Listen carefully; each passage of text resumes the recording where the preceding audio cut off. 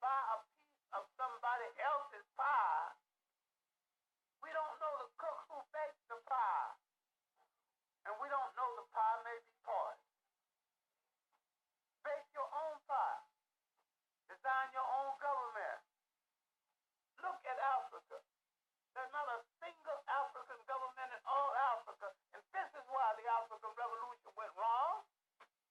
Not a single African government dared to come into being using African methodology, using an African system of government.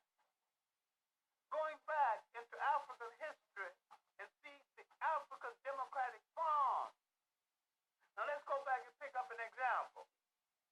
During the reign in ancient Ghana of a king called Tinkameni,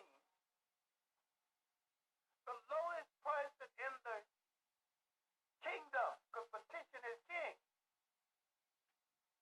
He would petition through the council, and the council was duty bound to take his complaint to the king.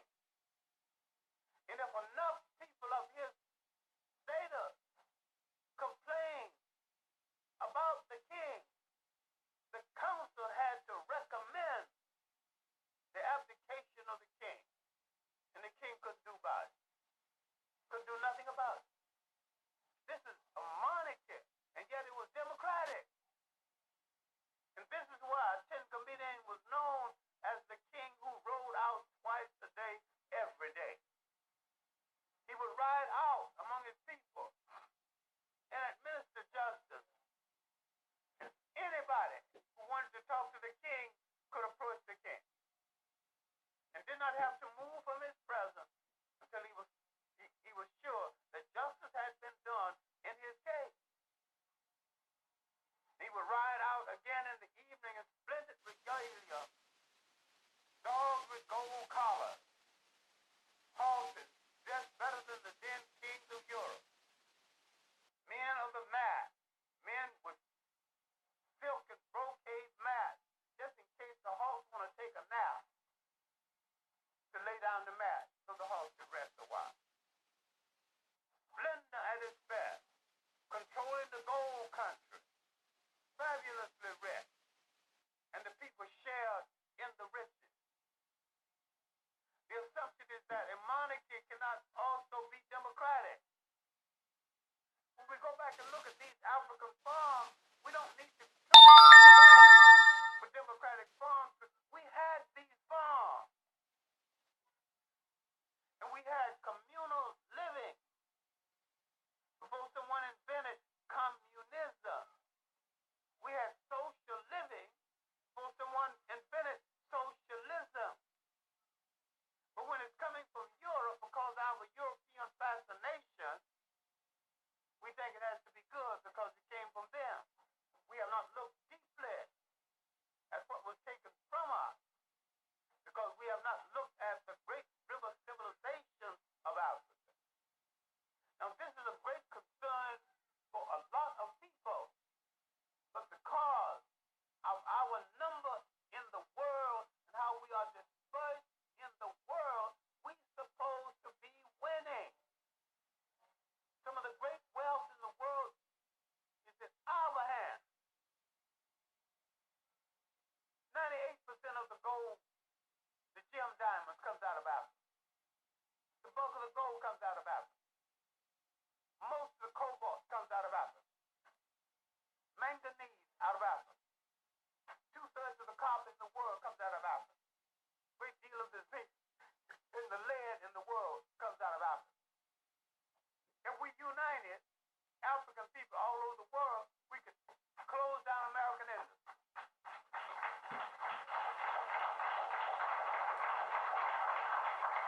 And if we develop a good agriculture as we had before, our people could be fed indefinitely, and we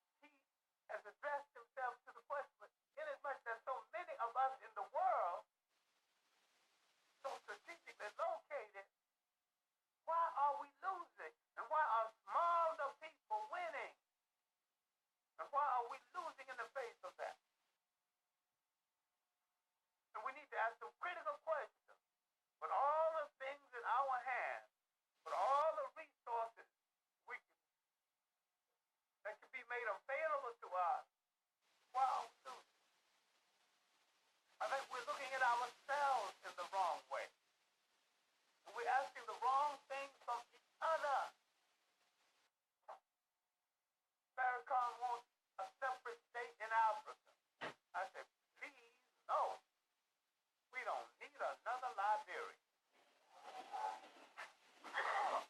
Six nations where black Americans and Caribbeans went. They say that they're going to civilize that heathen brother. We don't need no condescending attitude toward Africans abroad and Africans in Africa. If we return to Africa, we will return and walk the same streets for the Africans, go to the same schools, fight the same battles, and cry over the same defeat. No separation between African people and African people any place in the world. It's not needed. And if you think you're going to have a separate state in the United States, you're dreaming, because no white people going to move aside and give you no state. You can have a multiplicity of miniature states. Your community, you can make your community into a miniature state. There are places in the rural South where most of the county is black. You can gain control of that county, gain control of these small cities. Now there are places where we can have a high degree of sovereignty, where we can practice for the kind of skills that we will take out to Africa. But the whole separate state concept is impractical. We have to stop dissipating so much energy on impractical projects. Tear ourselves down to what is realizable. Now, before going back to the question, can we be an African people again? Let's define what an African people are, what they are, and let's define what happened to the Africanness of African people. And let's look at to what extent are we still an African people and don't seem to know it.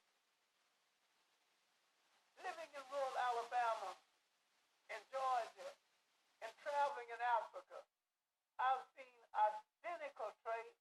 I've seen cultural manifestations no different from one place than the other.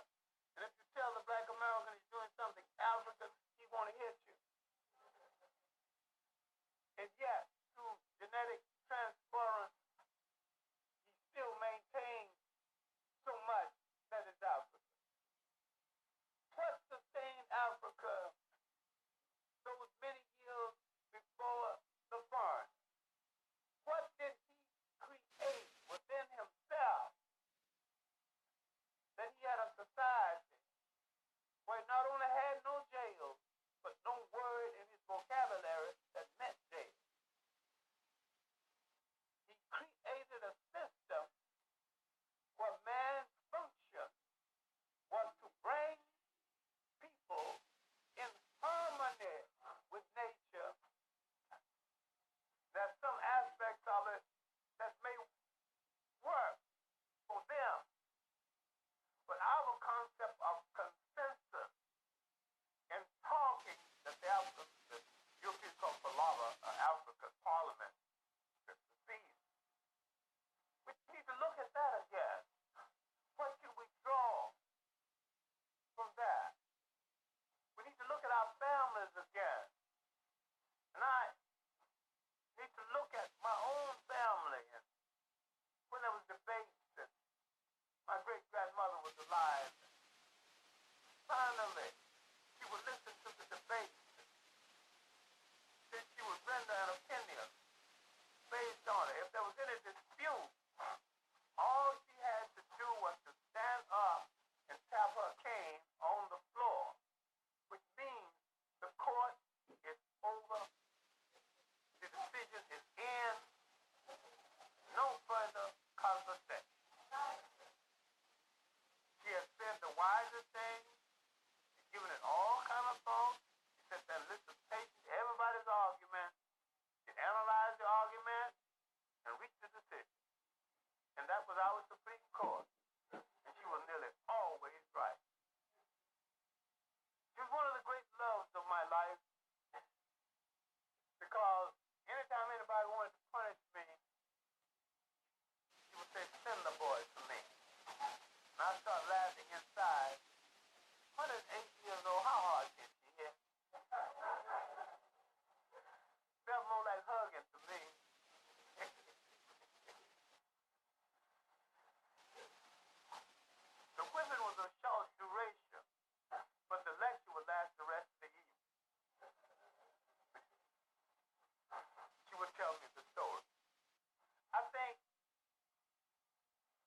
have grown too much away from each other, and we have not listened to each other.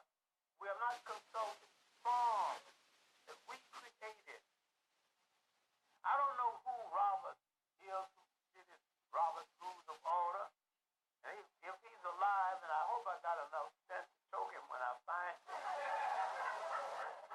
he spoiled more meetings. Point of order, Mr. Chairman. Point of information, Mr. Chairman. I always holding up where if you can listen to some consensus, the whole meeting will be over in a little while. Because the best thinkers among you will arrive at a consensus based on what's on the floor. And you have the best opinion you're going to get. All right, now, how did we lose being an African people in as much as, in spite of thorns, we continue to be an African people all over the world until about the end of the 19th century? Outside of Africa, the most African place in the New World was Caribbean Islands, parts of Brazil. How is it that 50 years later, they become black English, black French, black Spaniard, black Dutch, and forgot about it? When they had brought on some of the most successful slave revolts in history, based on the cohesiveness of their Africanet. How do we get it back? We can get it back by looking at what kind of success we had when we communicated one to the other. We should examine very critically what other people are saying about us. We should examine very critical the people who says that they are our friends when they are the people trying to take a community away from us. There are too many things happening in this city that we have not examined. We should examine the concept of planned shrinkage. A plan to drive the poor out of New York and make it the bedroom for the middle class. They don't want poor whites in the city either. Poor whites won't even be able to pay the rent. Now, if a man makes sandwiches in a luncheonette, he's good at it. Why shouldn't he have a decent